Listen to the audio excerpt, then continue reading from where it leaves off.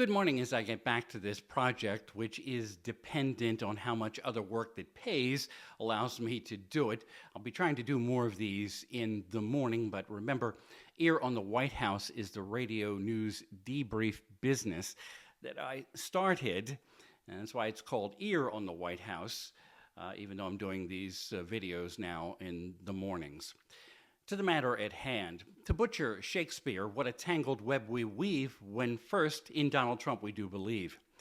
What that has led to is the Departments of State, Defense, plus the FBI to throw cold water on an email that apparently came from Elon Musk via the Office of Personnel Management.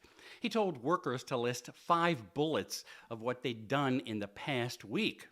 If they did not comply, Musk added on X, his social media platform, that would be tantamount to resigning. And the threat of being considered resigned, though, was not part of the original OPM message. An email Saturday from FBI Director Kash Patel said, quote, the FBI would, through the Office of the Director, is in charge of all of our review processes and will conduct reviews in accordance with FBI procedures, end quote. And that's from Kash Patel, someone who has previously vowed to do Donald Trump's bidding to the utmost.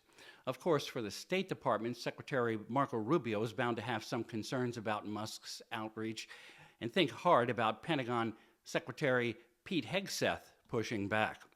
Let's be clear, perhaps not wanting Trump to upset the president too much, the leaders of all 3 of those agencies seem to be centering their concerns on avoiding the public airing of what might be sensitive, investigative, or classified information.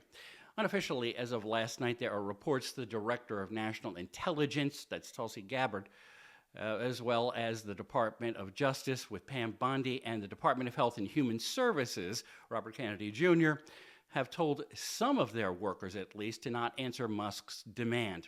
Conversely, a bunch of agencies at the departments are suggesting workers have the 5 bullet points ready, and there will be more instructions later today, although they are the deadline for fessing up to last week's accomplishments is midnight tonight in D.C.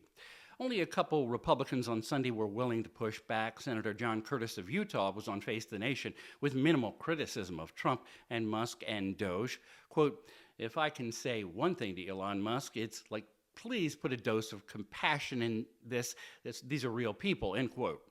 From a purple district, New York Representative Mike Lawler told ABC's This Week, we have many, many, many people who do a phenomenal job on behalf of the American people. Channeling her inner government employee feelings, though she's not on anyone's chopping block, Senator Tina Smith, Democrat from Minnesota, shot back on X, Musk's platform, quote, I hate to break it to you, but you aren't my boss. I answer to the people of Minnesota, but since you bring it up, I spent the last week fighting to stop tax breaks for billionaires like you, paid for by defunding health care for moms and babies, end quote.